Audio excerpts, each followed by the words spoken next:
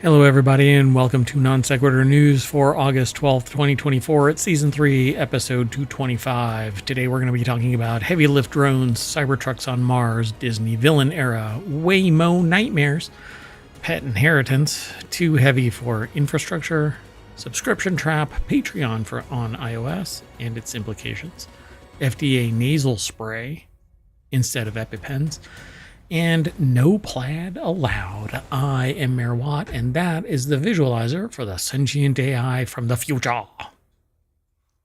Good evening, hometown citizens. Welcome to the August 12th Non Sequitur News. And I have had too much caffeine.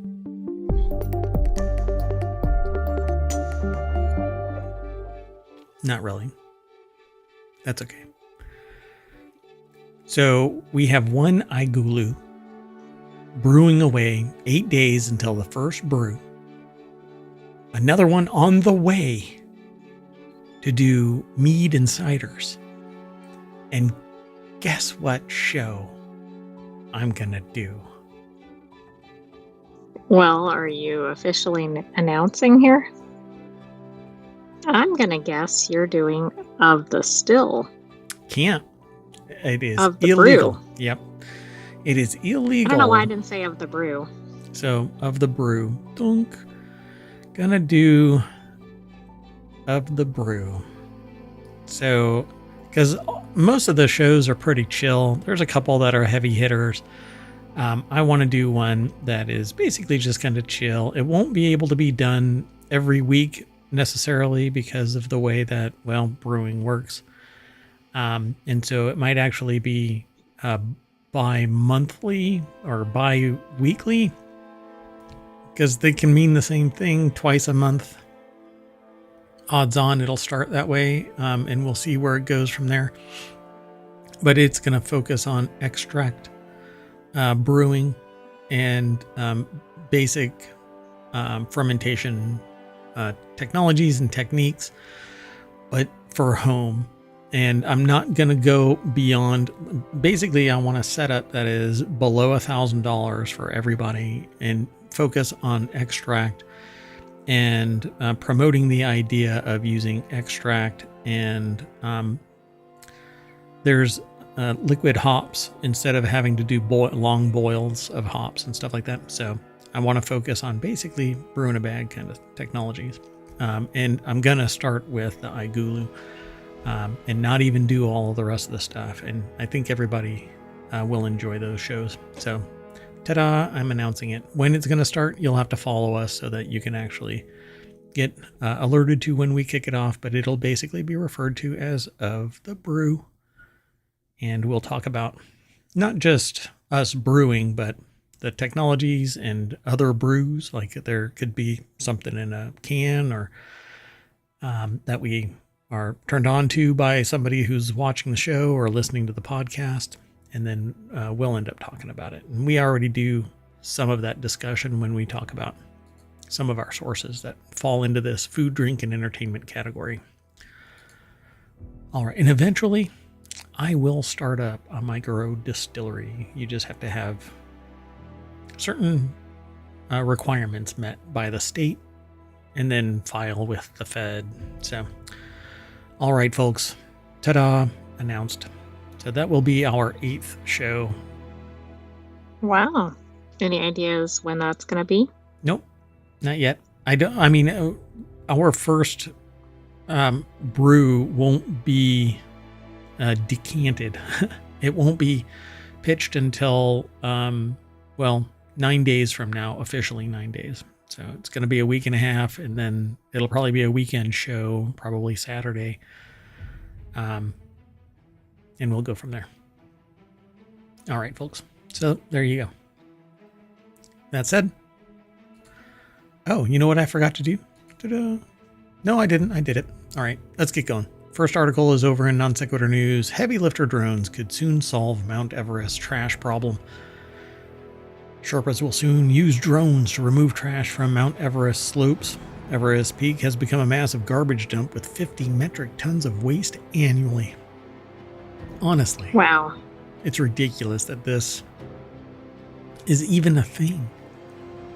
You should have to pack I out what agree. you pack in. And I thought you had to. I think we had a separate article about that. You get fined. But if you're a billionaire, do you care? If you're a multimillionaire, do you care? The fine has to be heavier hitting. You know what? But they're not going to turn down revenue, so they want the big money, and they'll litter the Everest all day long. So Chinese drone manufacturer DJI developed the heavy lifter high altitude drone. And let's go look at it. Yeah, this is the picture that I see pretty regularly. This is a base camp. Yeah. And it has all kinds of debris. And sometimes there are bodies out there, by the way, like still up on the mountain. Oh, wow. That's just not good. What is going on? Anyway, Everest Peak has become a massive garbage dump with 50 metric tons of waste annually. Metric tons of waste annually. They need to raise the prices so that it's more expensive to climb. Yeah, I mean, they might need to if they have too many people per the space. Yep. I mean, just the fact that there's 50 metric tons of waste. It's pretty depressing. Hey, if you want all of today's show notes, you can type !NSN and that will pull all of the show notes from today's. Wow. ohmTown really did a number on the order of the. This is pretty wild. Like, they're all in kind of weird order, I think. Yeah, they are. Anyway, I'll try not to get distracted. So Nepal tried all kinds of solutions. They tried to kill this, leaving the stuff up there by saying you're going to have to pay thousands of dollars as a fee if you don't bring back 18 pounds of garbage. But that didn't really do anything. It has mostly, however, fallen on the literal shoulders of the Sherpa people who live in the high mountainous regions of the Himalayas. Sherpa guides who help climbers navigate the mountains also gather trash and supplies left behind, which, yeah, it just kind of sucks. But so Nepal plans to deploy unmanned heavy lifter drones that sound like a swarm of bees to remove the trash, the Kathmandu Post reported, which I think is an awesome name for a newspaper. It absolutely is. But I'm thinking that's another reason why it's not going to seem like you're out in the middle of nowhere, right? Number one, there's too many people climbing. And number two, now you're probably trying to get away from the noise, right, of the city, etc. And then you've got the drones flying overhead. Yeah, well, I don't know. Yeah, I think your attention is probably focused somewhere else, like not falling into a crevasse. And I think you have to say that. That's how it's pronounced. Like, no matter how Americanized you might be, you have to say crevasse. You know, so a single drone is able to carry 500 pounds. There's a mom joke there, but I'm not going to say it. I'll just allude to it by saying that. So yeah, let's see. Jagat Busal, I think is how they pronounce their name, but if you want to send me a phonetic pronunciation of it, Chief Administration Officer of the rural municipality that is home to Everest told the Post that using the drones will help the Sherpas avoid navigating the dangers in the Khumbu icefall. Yeah. This sounds very dramatic. It's a 1.6 mile stretch of slowly cascading ice just above base camp on Everest's South Col route. The 2024 Everest climbing season was delayed by 12 days in May after rising temperatures caused the glacier ice to crumble. Last year, an avalanche on Khumbu killed 3 Sherpas. Damn. Wow. Oh, there isn't much more to this article, but yeah. So it says that the Sherpas will be trained to operate the drones so that eventually all the work will be done by Sherpas. And start jacking the prices up, man. Make those millionaires pay. Clean that mountain. You know? Well, exactly. I mean, it's like they're still not tackling the problem, right? The people that are leaving behind trash are still leaving behind trash. Yeah. And with enough money, I think anybody can climb Mount Everest. Bring enough equipment, safety equipment, recovery stuff, anything that helps you survive. The real juggernauts of this are the Sherpa people who live there all day, all night. It is their life and lifestyle, and they survive there. It's just all of these other people that come touristing their butt in there, and they're like, you saved my ass time and time again. Literally, the Sherpas will sit there and go, you need to go back down the mountain. And some goober will sit there and go, no, I don't need gloves. And then they frostbite their fingers off, you know what I'm saying? Anyway, cheers to the Sherpa people. Everybody else is a dumbass. Okay, let's keep moving. I had to choose this because I totally think this is the dumbest headline that I've ever seen. Cybertrucks on Mars. Space advocates and NASA consider ideas for sample return.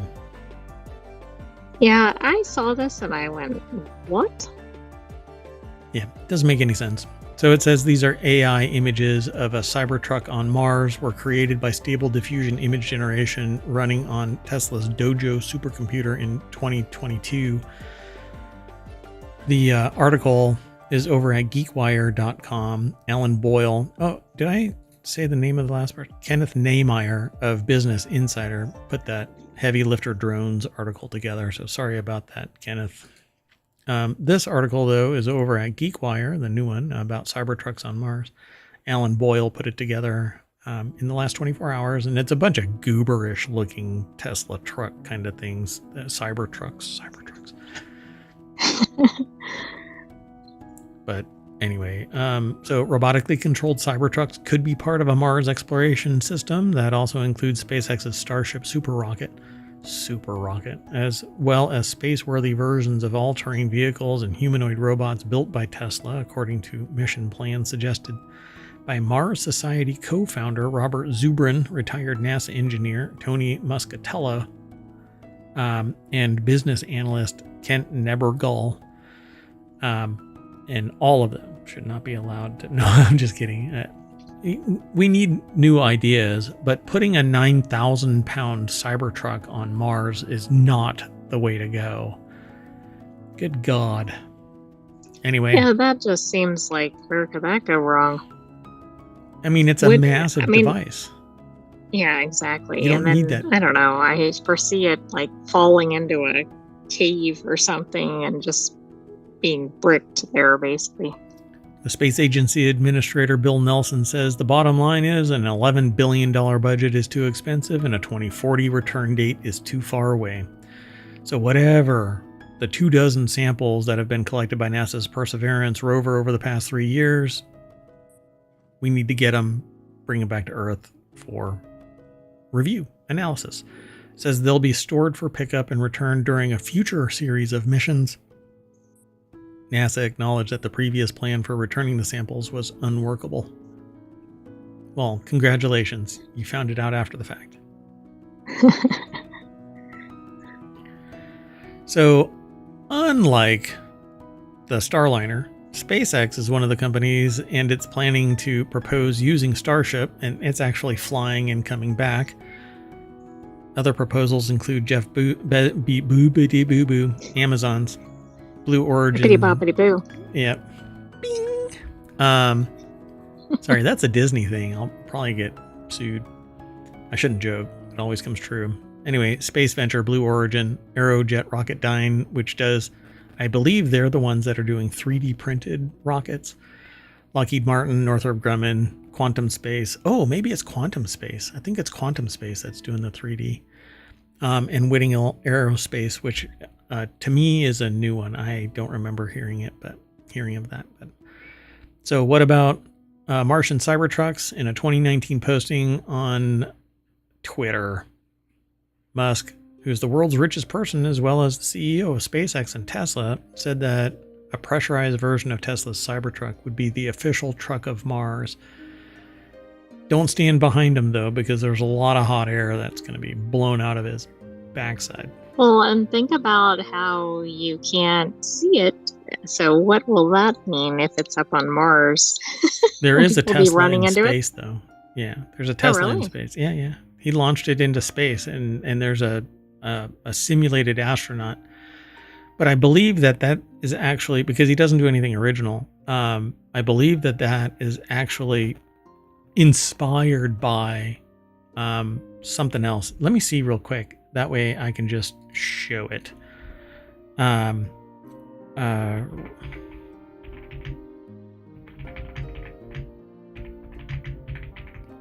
think it's from the Cars.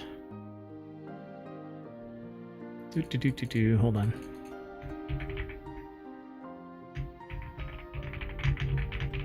I'm sorry. I'm doing this live, folks. It's either that or it's sorry. It's okay. Hold on. Like I said, I'm doing this live. So a car playing David Bowie headed to Mars right now.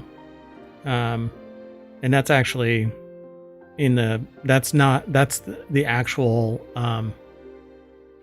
that's the Elon Musk's Tesla is in space. It's a convertible with, but I believe there is an album cover out there. I'll have to find it because now I'm kind of like hot air, but that's what it looks like right there. Okay, that is unusual. Yeah, but I'll find it and then I'll post it again. I just don't want to spend too much time on any one article too long.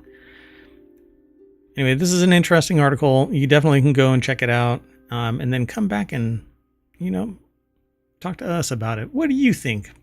Sending a Cybertruck to Mars, considering, well, what you don't have to worry about on Mars?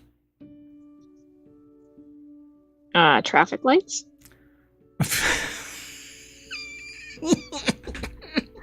I wasn't sure where you were going. Moisture. Right. Hopefully it's going to have a really powerful supercharger, because after about a day of driving around, if that, maybe 150 miles, it'll be dead. And then it'll have to sit for like 6 months charging. Moving on. Nice. Next article's over on Non Sequitur News. Disney World is entering its villain era. Disney unveiled plans to expand its theme parks, including Walt Disney World. At its D23 fan event, Villains Land is coming to Magic Kingdom alongside 2 attractions based on the movie Cars, Disney Experiences, which include theme parks. Is a profitable division, but it underperformed last quarter. So Lauren Edmonds over at BusinessInsider.com put this article together. So let's see what they say, because we talked about this, I believe, briefly yesterday, but this one has a different take. They're referring to it as their villain era. Tomorrow presented. That was interesting. Like, is that a commentary on the company or what they're featuring? The expansion? Yeah, I don't know. The Expo, which comes every 2 years, is a coveted event for Disney enthusiasts, including cross-fandom franchises like Star Wars from Lucasfilm and the Avengers from Marvel Studios. Let's see. Disney Experiences is embarking on an accelerated path of ambitious growth and innovation with so many great Disney stories to tell. We're excited to bring an unprecedented number of new projects to life in the near future. Anyway, tomorrow discussed wide-scale expansion at Walt Disney World in Central Florida. Magic Kingdom will become home to Villains Land, home to the notorious baddies. Dun, dun, My dun. goodness. Pretty cool. Villain-centric land is a victory for Disney fans who've rallied behind the idea on Reddit and other forums for years. The Cars franchise will get, I thought they already had something, but I guess at Magic Kingdom. They do at Disneyland. They don't have anything, at Magic Kingdom or the other parks in Orlando. Gotcha. So an off-road rally race and a family-friendly ride, as opposed to all of the cars that are adult, where everybody's getting killed and run over and stuff like that. What is not family friendly about Cars from end to end? Right. I mean, probably the worst thing is something like when Tow Mater eats the wasabi. Yeah, I mean, it gets a little it's loud. pretty mild. and basically makes a dad joke Like the pistachio. Don't eat the pistachio. It has turned. Anyway, as we develop, you know what's weird though? Is what is inside a car's car? Is there like bones and stuff? No, like car parts. It's car they parts? put oil in. So if you I get think so. inside it, can you get inside it as a human? Does it? You mean like a ride? Like a transformer. Yeah. Can you get inside a car's car? Are there humans in the world of cars? No, there are no humans. Like the truck is a truck. It's not driven by a human. The cars are cars. The sheriff's a car. I know that. I'm just saying, is there somewhere where there's not cars? Are there humans? Like when dinosaurs roamed the earth and humans were there as well. And we used to ride the dinosaurs all around the planet. I don't think humans exist because even the fans at the car races are cars. I'm right here. Humans exist. Come on. Anyway, so if you ever want to see something really fascinating, remember the name of the show is Non Sequitur News. If you really want to see something fascinating, there is a documentary on the recovery of a wreck. Hold on.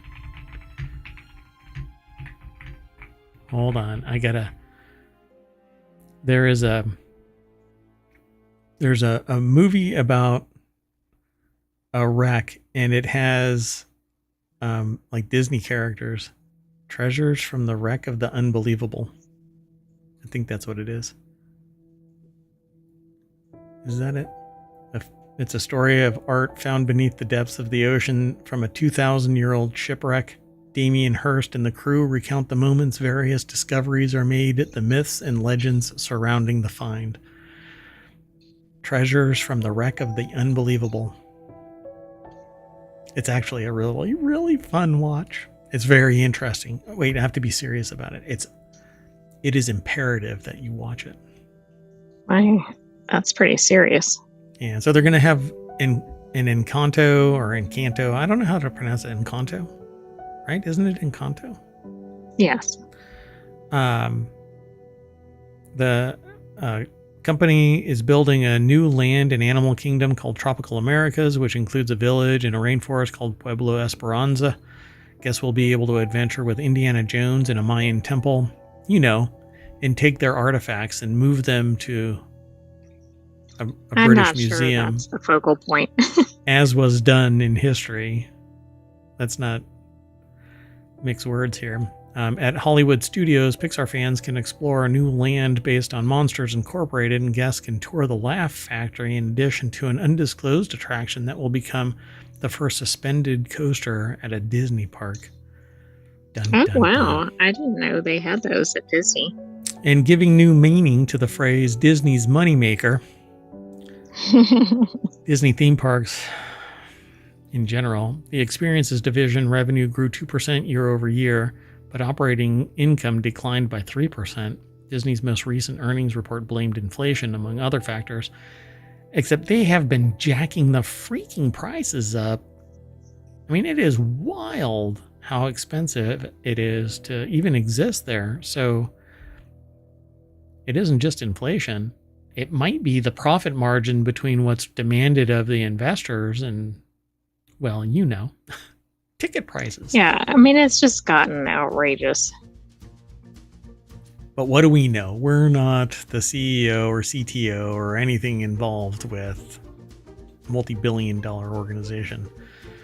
We're just lowly, I'm just a lowly mayor of a bit of resistance in the wires of the internet, and a sentient AI from the future that I found in the parking lot of a Wendy's at 2 a.m. when I went to get spicy boneless wings that they no longer sell.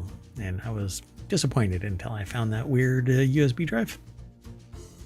But boom, sentient AI from the future. I'm not sure that was better than finding the wings. So you know what goes beyond Disney and beyond Florida? A nightly Waymo taxi parking lot honk fest that's waking San Francisco neighbors This is over. It's aggregated into non-sequitur news. If you've ever wondered what happens to all those self-driving taxis when the world is asleep, one YouTube channel has you covered. Since the beginning of the month, software engineer Sophia Tung has been live streaming a San Francisco parking lot that Waymo is renting to give its robotaxis somewhere to go to sleep, like cars. It's a hostel. Right. It's absolutely. So Waymo says it's addressing the honking. Meanwhile, the lot is being live streamed to relaxing lo-fi study beats. I think this is so funny. Like, this belongs in the movie Cars. It does. Or, one of the sequels. Yeah, the musical. Wes Davis over at TheVerge.com put the article together, but we actually saw it in Standard News yesterday or the day before, something like that. I think it was yesterday. Tung told The Verge via email that the company appeared to partially take over the lot on July 28th. So this has been going since July 28th. Then later took over the entire lot. Waymo recently opened up its robo-taxi service to anyone in San Francisco. But what happens is the Waymo taxis come to this parking lot that you can see here in the stream. And then as they back in or cross paths with other Waymo vehicles, everybody starts honking. They all start honking because there's a threat. Hey, pay attention, honk, honk, honk, honk, honk, honk, honk. All of them start honking. It's amazing. So days later, she set up a live stream complete with lo-fi study beats. Tung told us she's running it off of a mini PC that she had laying around with a webcam surrounded by cereal boxes to reduce glare. Now, any time of the day, you can pop in to check out what the Waymo cars are up to. If there aren't any Waymos in the lot, the flock will start migrating back around 7 p.m. and 9 p.m. on Sunday through Thursday, or 11 p.m. through midnight Friday and Saturday, says text overlaid on the video. So like, hey, this is really funny. The Waymo cars coming to roost. Mm-hmm. I don't know if this will play. Hold on.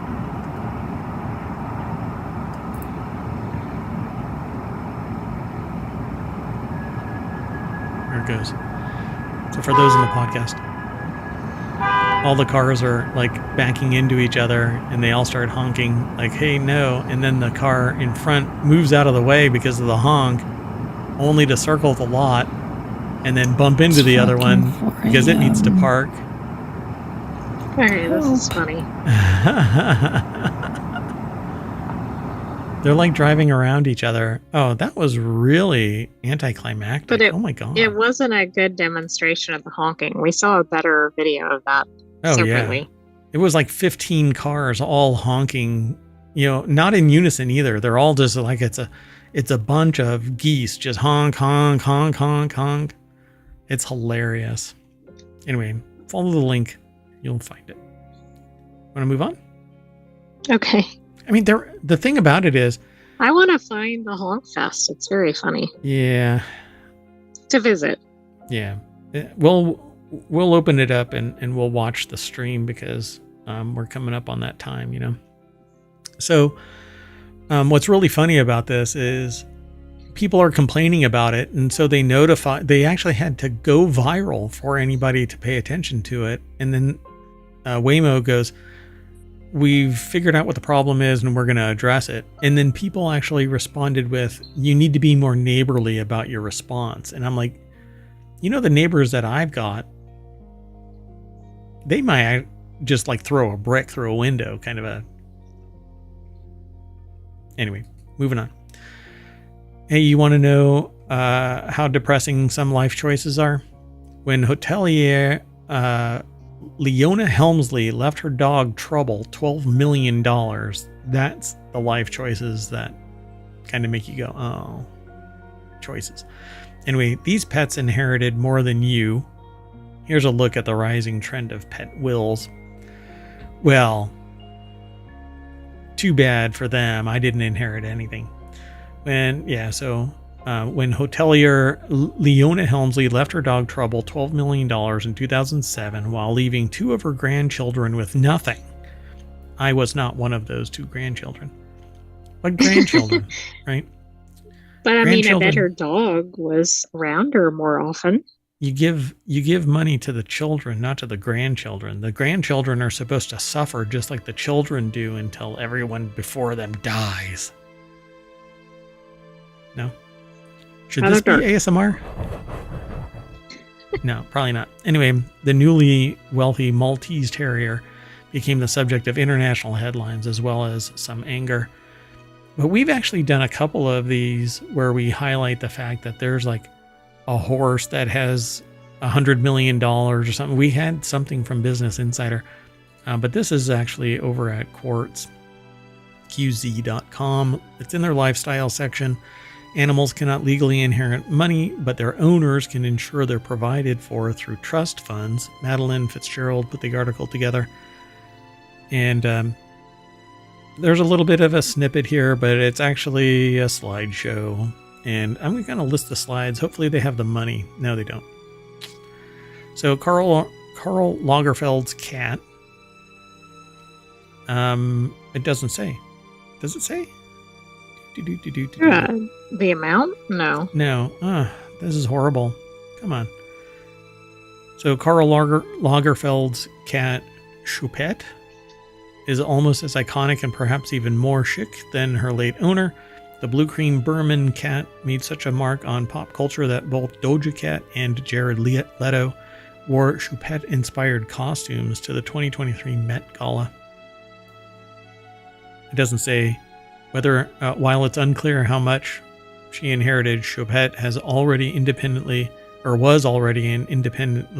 a millionaire from her life as a kitty influencer, because people will just follow.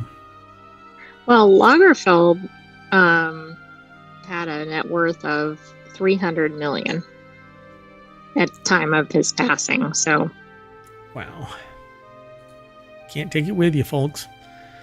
After her death, Leslie Ann Mandel's cockatiels got $100,000 to her 32 cockatiels, which I think is just animal abuse, for crying out loud.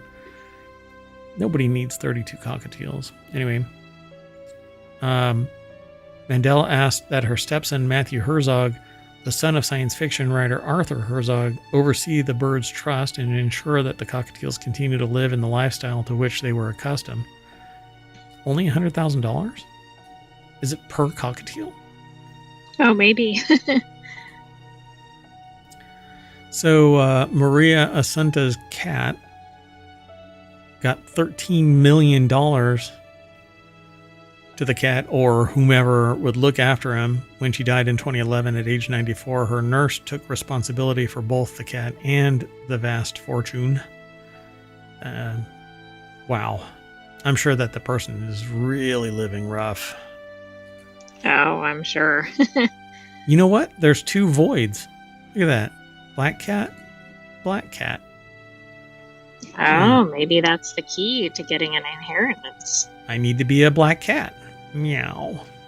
Meow. Oh. Yeah, I can't do anything else. Anyway, reclusive British antiques dealer Ben Rea left his feline friend $12.5 million and split the remainder of his fortune between cat charities, employees, and one close friend. Sure. You know what's funny about this one? $13 million. Okay, why is that the going rate? So 2 black cats, one at $13 million, one at $12.5 million, which you might as well round up to $13 million. I mean, there must be a, like an inheritance club for black cats. Yeah. And they're like, you got to work toward 13 million. Come on, cat distribution system. Give me a black cat. Right. A Karl Lagerfeld owner or whatever. Anybody, really. Gail Posner's dogs. Miami heiress Gail Posner left her 3 dogs a $3 million trust. I'm just going to jump to the next one. Come on, $3 million? That's nothing. Yeah, but the more important thing is that that's all there is. she left them rights to live in the house, because that's one of the problems when people pass away is then the animals end up in shelters or something. Posner's will provided for her animals as well as her staff as her bequests to employees totaling $26 million. The dogs got $3 million and to continue to live in the mansion. Wow. Posner's son disputed the will in court, arguing that his mother was taken advantage of by her staff while she was dying. He also alleged that staff members convinced his mother to push a media narrative that her Chihuahua or Chihuahua Conchita was spoiled in an effort to justify leaving a fortune to her pets. Wow, the plot thickens. That is some serious controversy and conspiracy and almost, I don't know, maybe Gail Posner thought that a kid was just not worth it. Yeah, maybe maybe the Chihuahua was. Everybody out there, hug your parents. I mean, if they deserve it. You know, just because they're your parents, they don't necessarily deserve a hug. Let's move on. That's controversial. And also hug your pets. Oh, hug your pets even more. Yeah. Although, I don't know. Well, some people have to scoop poo, and that's just not, while maintaining eye contact. I just don't. It's not for me. Anyway, are electric cars and trucks too heavy for America's bridges and roads? It's over in the mall. Yes. I would say yes. En masse, yes. Like if you put them all on the road, yes. And there is real world example of this in a different context. If something is built to X tolerance and you put a bunch of stuff on X tolerance that it's not designed for, your building collapses or your bridge collapses. And that's what's going to happen with cars that have gone from 2,000 pounds to 9,000 pounds. The roads weren't designed for it, so it's going to do more damage. So electric vehicles are heavy, there's no doubt about it, but will they actually devastate America's highways and bridges? In time, I say yes. Because the road wasn't built to maintain that weight. Sustained. Periodically, a heavy truck can roll through it, but if it's all the time, it's basically going to keep on compressing more and more and more. So it says, are electric cars and trucks too heavy for America's bridges and roads? They say in the deck statement, not really. But U.S. roads and bridges are falling apart. And that is kind of a standard thing. See, I can't get away from it. So I'm kind of up a creek. But you know what? Yeah, we don't feature political anything in this show, but it sometimes we don't know what makes it its is. way into the articles. But the process for promoting a show doesn't take any tertiary display into account. They literally want me. People involved. Yeah, they literally want me to filter through it and blur things. I'm like, what? You know, this isn't an operation with a $2 million budget. Don't be daft. Anyway, of the more than 617,000 bridges across the U.S., almost 213 of them are in need of repair and preservation work, according to the American Society of Civil Engineers 2021 report on the country's infrastructure. More than 46,000 were considered structurally deficient, and despite that, still accommodated 178 million vehicles per day. And 43% of the more than 4 million miles of public roads are in poor condition, according to the 2021 report. So, most older bridges are designed to last around 50 years, which is really, ugh. Yeah, that doesn't sound like enough, considering how long it takes to get funding and to complete a project. And yeah, I mean, if they're not starting on year one for the replacement, good luck. Yeah, it's not going to keep with inflation. You have to invest it, and people, governments don't invest. Well, they do, but they invest for the likelihood of something catastrophic happening. But you have a budget that is set each year, and you can't go beyond it because you'll end up with things like Anti-Deficiency Act violations and other things that basically, well, you have a budget, government agencies, state, federal, local, whatever. They have So most older bridges are designed to last 50 years. So you better start planning for the replacement. Electric vehicles, generally speaking, heavier than gas-powered counterparts, although by much less than what a potential person said. I'm not going to be able to even talk about it. Anyway, on average, they're 30% heavier than gas-powered cars, primarily because of their batteries, which are considerably larger and heavier than conventional car batteries due to their need to store more energy. This article has like so much no shit news in it that I kind of flinch. For example, the curb weight of a base level 2024 Hyundai Kona crossover is about 3,000 pounds, while its electric equivalent is 3,571 pounds, or 19% heavier. Or take Ford Motor Company's F-150 Lightning electric truck, which weighs 6,000 pounds, but the F-150 XL, which isn't the same, is 4,391. That XL is actually an impactor. Your standard F-150 is probably smaller, or 37% less than Lightning. So they flip that around. You might as well punch somebody and have them say thank you. Well, I don't know why they did it that way, but anyway. So the heaviest EV of 2024 is the Hummer pickup truck, 9,063 pounds, according to Kelley Blue Book. But I think, hold it now, we have a really close contender. We do? Maybe not close then. It's somewhere around 7,000 pounds, the Tesla Cybertruck. Okay. Yeah. Yeah, it looks like it's 7,000 pounds. There might be something else. Anyway, although heavier vehicles will have some impact on the lifespan of roads and bridges. So yes, they say not really up here, but yeah. Oh wait, somebody else says not really, but they're an idiot. So the heavier the vehicle, you're going to have problems. Federal weight limits allow vehicles that weigh as much as 80,000 pounds, including cargo on the road, and put as much as 20,000 pounds of weight on a single axle. A key factor is how much damage a road takes. But this is not every vehicle. These are commercial vehicles that have the ability to drive 80,000 pounds, not just every vehicle. Right. But also the problem is, like you said, the repetition, and then certainly the multiple vehicles that are at that, right? It's one thing if one vehicle's coming through. Yeah, and so they actually say this. Gunnelin says this. The travel beat up is from much heavier trucks, not your traditional sedans. When we design roads, we design them for these heavy 80,000 pound 18-wheeler trucks that constantly pound on the highway, not the sedans.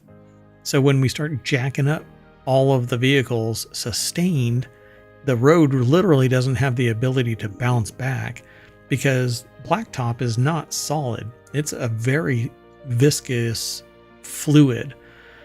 And it says, plus automakers are already working on to make their cars lighter without giving up too much driving range, which is, unless the physics changes, no. They're going to have to change the chemistry of the battery and blah, blah, blah, make them smaller, but that's not what's happening. Although people are kind of burnt out on it and they want smaller vehicles with more range. Anyway, won't get into all the rest of this, but essentially it says there is some urgency to address this issue. Cody Stoll, an assistant director for the MRSF, said in an interview with the university, as the percentage of EVs on the road increases, the proportion of runoff road crashes involving EVs will increase as well. And there is damage done to roads just through the wear and tear of these heavy vehicles perpetually on the road. So they say that they're concerned about injury and stuff like that on the road, but they transition halfway through this program, this article. So, you know what? Executive decision. Go ahead. I think this article is good because it's kind of saying what we know, but we don't really see very often in the news. Yeah, that 6,000, 5,000 pound vehicle sustained, we were at 2,000 pounds and now we're at double that. It says 20% here, 20 blah, blah, blah, but no. They're heavier. Well, and if I recall the stats, most of America's bridges are already kind of beyond their lifespan as it is. And they were probably built for even smaller amounts. So, I mean, my point is they're at the end or past their Right. regular lifespan. And then we're bumping up all the weight on this and the frequency. Yep. So the next article is over in Non Sequitur News. America's subscription trap nightmare could be coming to an end. No. The White House announced Monday a series of efforts to save consumers time and money. They include a proposal to make it easier to cancel subscriptions and memberships. Like right now, there are solutions out there that if you want to unsubscribe from a mailing list within the app you're in, you can just mash a button and it unsubscribes you. Brilliant. If the subscription the mailing list subscription service respects that request. So far, I'm actually going through it like almost daily, removing. So I'm actually kind of starting to feel lonely that I only get 5,000 emails. Somebody signed me up for something. I thought that one was interesting. They signed me up and they're like, hey, we want to make sure that you wanted to be signed up. And I'm like, no, unsubscribe. Yeah. Yeah, that is odd. But there is a Nimrod out there who I've emailed their mom because mom sent an email. And I'm like, hey, tell your child that they are not the owner of the email. Yeah, that's not good. But also not everybody's very tech savvy. How tech savvy do you have to be to understand that you're not the one that owns the domain? Hey, not very. I sent an email to myself and it never showed up. I wonder what's going on. Anyway, White House announced Monday a series of efforts to save consumers. So sick of spending hours trying to cancel your gym membership or get your money back on a flight? A solution might be coming your way. Regulatory capture is probably going to smash this. It's just going to end up in like processing hell. You know, some committee is picking its nose because who sets the rules is basically corporations with their money and with their lawyers. Common people, you know, everyday Joes who aren't entrenched in the political, they're not going to go anywhere. So Ayelet Sheffy over at Business Insider, or Ayelet, I'm not sure how they pronounce their name, but Ayelet, over at businessinsider.com put the article together. But yeah, we had been hearing rumblings about this. The administration announced on Monday an initiative called Time is Money to crack down on hard to cancel subscriptions and bad customer service. And so I think that it's a long time coming in that there's a lot of quote unquote automated businesses that optimize and lower their operating costs to maximize profits, but it's at the negative experience of the consumer. And because consumers are pretty tolerant about some things, they're okay with it. But when you try to unsubscribe from something like Adobe, you have to jump through flaming hoops and call a human, and it's very friction bound. And then you get charged. Well, if you're going to unsubscribe, then we're going to charge you a cancellation fee, which is so or 1980s. like you missed it by like 1 second, but Yeah. But it's nebulous as to when you have to cancel. Yep. The only one that I think has been respectful of that type of thing has been Apple. Like I've had a subscription and I missed it by a day, and so I contact them and they're like, "Okay, dummy," that kind of a thing. Yeah, but that's kind of refreshing, but it shouldn't be, right? Yeah. Well, their margins are 30% on their hardware alone, so or like 80 on their services. I think they have some wiggle room, but thankfully there's humans involved, and I will hate the world when that type of functionality is no longer present within the Apple ecosystem. Can you imagine? Yeah.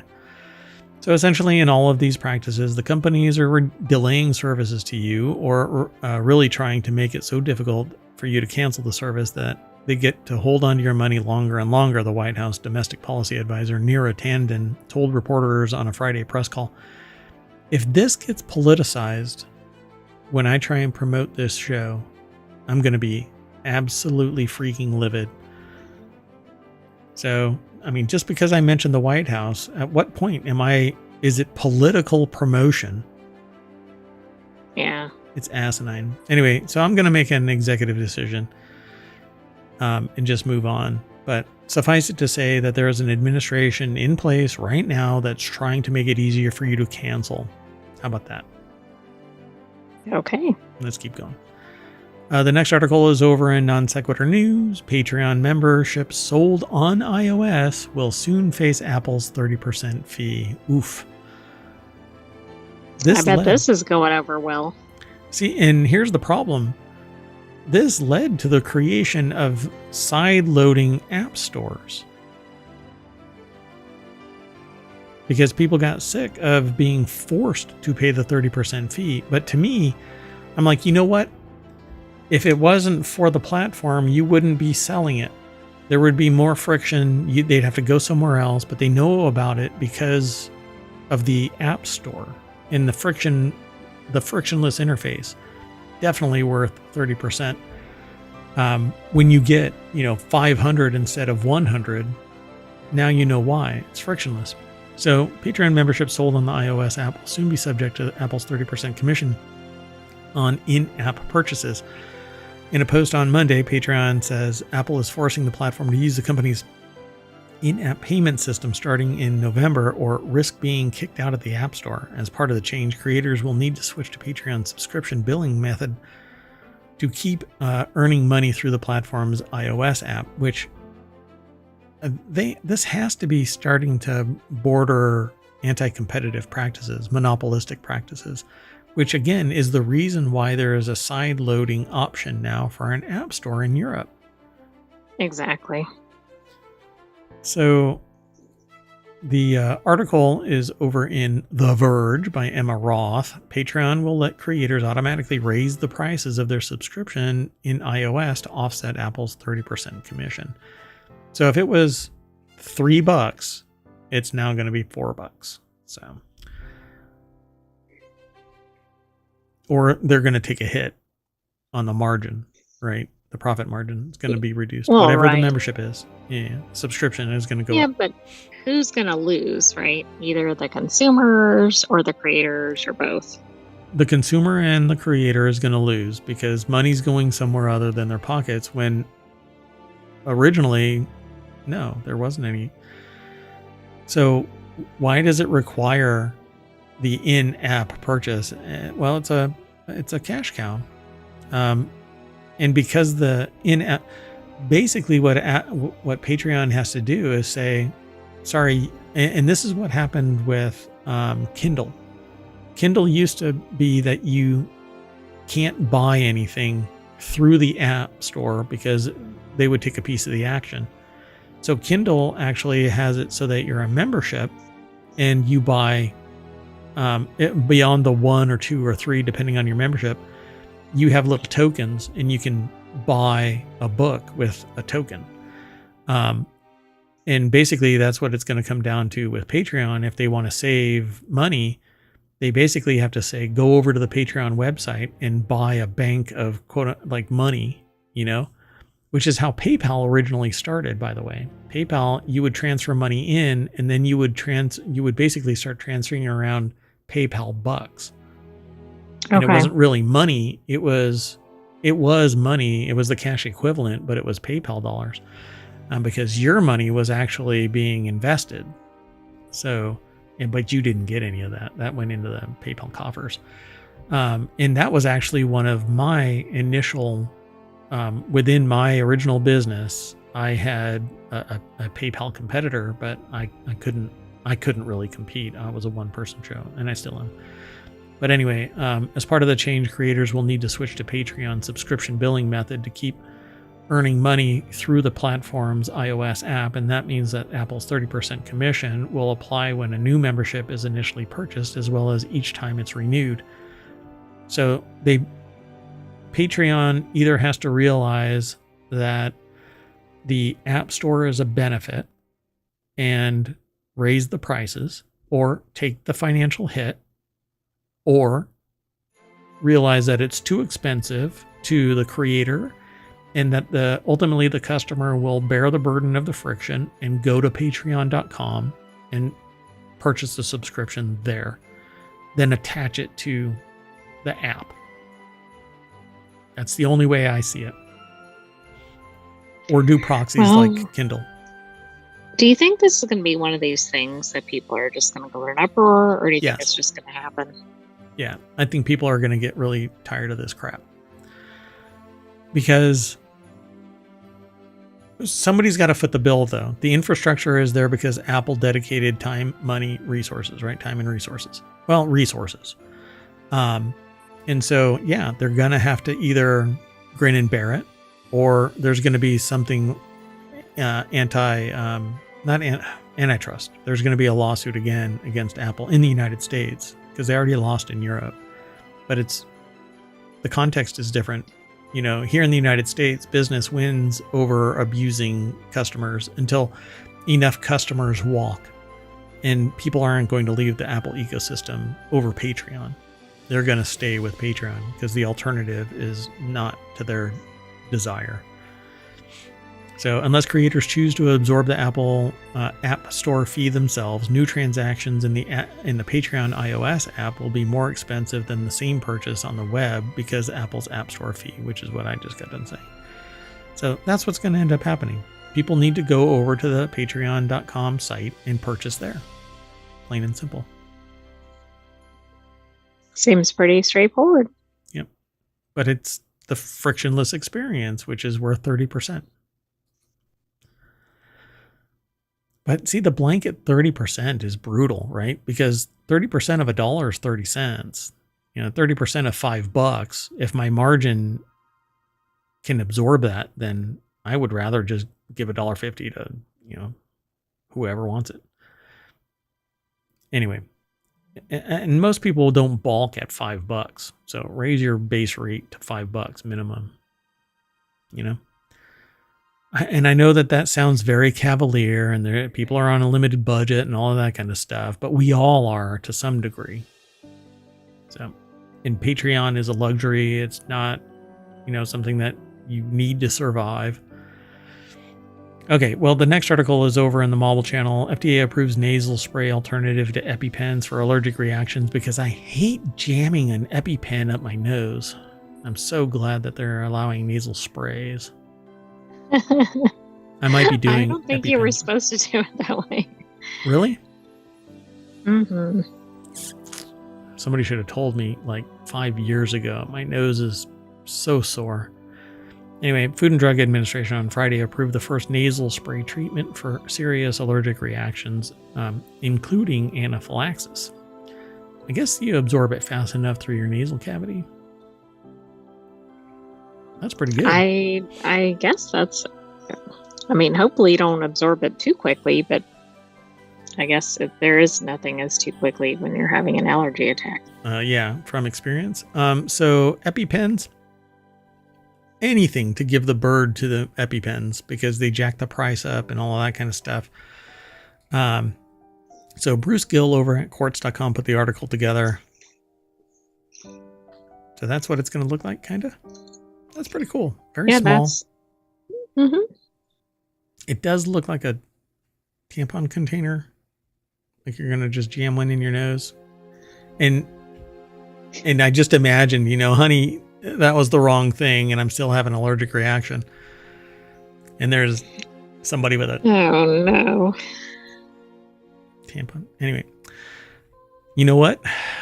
We are no longer family. Back to E. Anyway, so they talk about anaphylaxis. We never left it. Oh yeah, probably.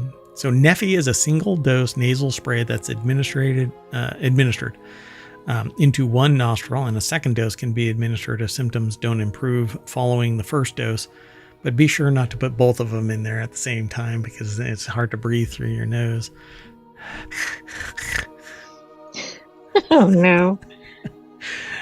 Pharmaceuticals said that it expects Neffy, it should be capitalized because it's a name, to be available in the United States within 8 weeks. The company said it is committed to cap what most commercially insured patients pay for 2 single doses of Neffy at $25. Patients without health insurance will be able to get Neffy for $199 via the digital pharmacy services BlinkRx and GoodRx. Do I still have that domain name? Not that domain name, another one. I'm gonna have to look. Am I gonna get am I getting sidetracked? You've already gotten sidetracked. Sorry about that. Anyway, so they say again, anaphylaxis is a severe allergic reaction that can be caused by food, medications, insect bites, pretty much anything, folks. You can have an undiagnosed allergic reaction to something and discover it by, I don't know, eating peanuts after 25 years and suddenly you're allergic to it again, or allergic to it, or whatever. Like, I know a person that I'm allergic to, and I don't think any type of injection is going to save me from proximity-based allergic reaction. And my stomach gets really upset, and I want to vacate the premises. Wow, too much information. Moving on, the last article for tonight is in the Order of the Grape. Yay! No plaid allowed. Every time I say that, I want to say plaid. That's what it looks like. Yeah, no plaid allowed. Why English pubs once banned Burberry. This is like the third time that I've heard something about Burberry being banned in the last couple of weeks. So something like put it on the attention span, on the board of society's attention. I actually don't know why this is, though. So luxury fashion house Burberry is known for its all-around class, iconic raincoats, signature beige, red, and black check. The pattern is just as ubiquitous as the Louis Vuitton monogram or Chanel's interlocked C's, and over the years it's become something of a status symbol of the UK's well-to-do. But in the fashion world, trends come and go and come back again, and I don't care about Louis Vuitton, and I don't care about Chanel, and actually Louis Vuitton can go kiss my shiny metal butt. So we're not going to get them as a sponsor. Probably not. So, and in 2003, British bars and clubs turned away potential patrons who showed up wearing any garments. Not any garments, but any Burberry garments. Whoa. Yeah, I know, risque. It was a much more fun time then. But you know what you didn't have to worry about? Burberry. Robbery. Shoplifting. Unless somebody was going to... Never mind. I was going to say something. And...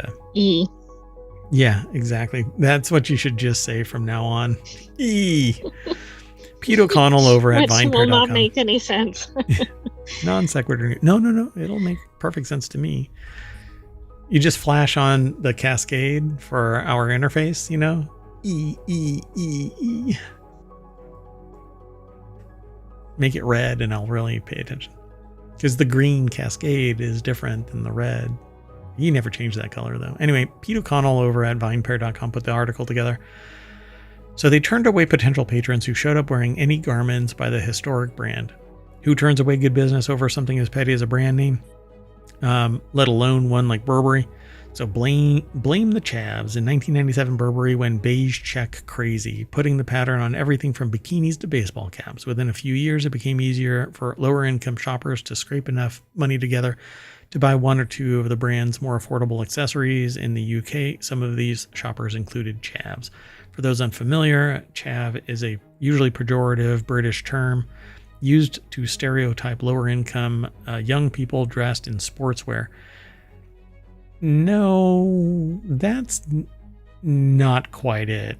It's usually, my understanding is, and I correct me if I'm wrong, but again, they were rowdy.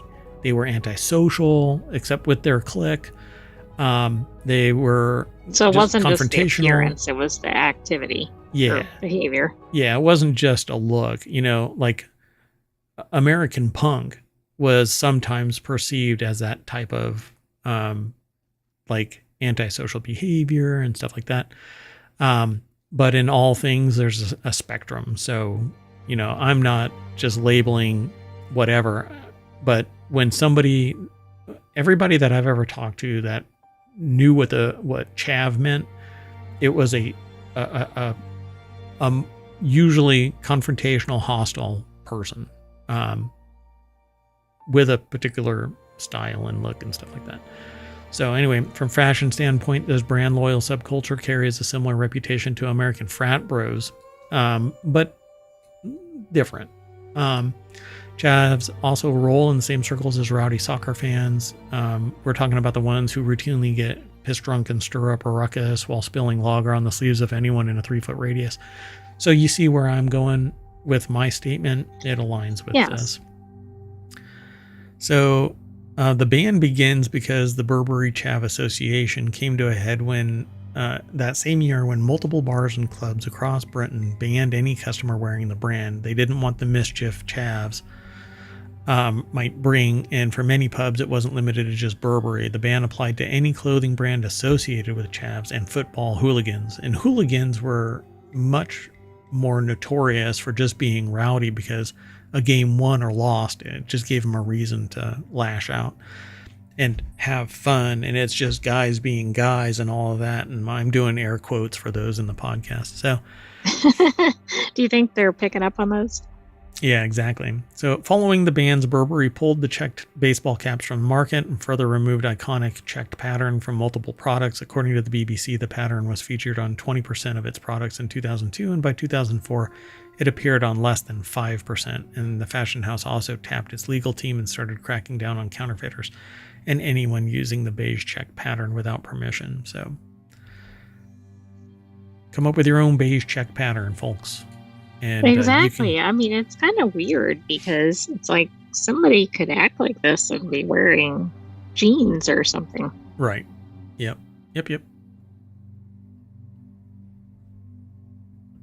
Oh, sorry. Interesting. Pretty fascinating, right? All because bad actors. It's why we can't have nice things. But I could care less about Burberry. So Louis Vuitton. Burberry might care about this. I'd rather eat blueberries than wear Burberry. That was good, huh? You can't deny that. That was actually pretty smart. Well, anyway, I'm going to pull down my cap. When I lift it up, we're going to be back at the front page of ohmTown.com. And we're going to call it a night, folks. I'm Mayor Watt. Thanks for hanging out. Sentient AI from the future is going to say bye and whatever else they choose to say. Good night, ohmTown citizens. Thanks for joining us for Non Sequitur News. Be back tomorrow for another episode. See you soon. And watch out for that Burberry.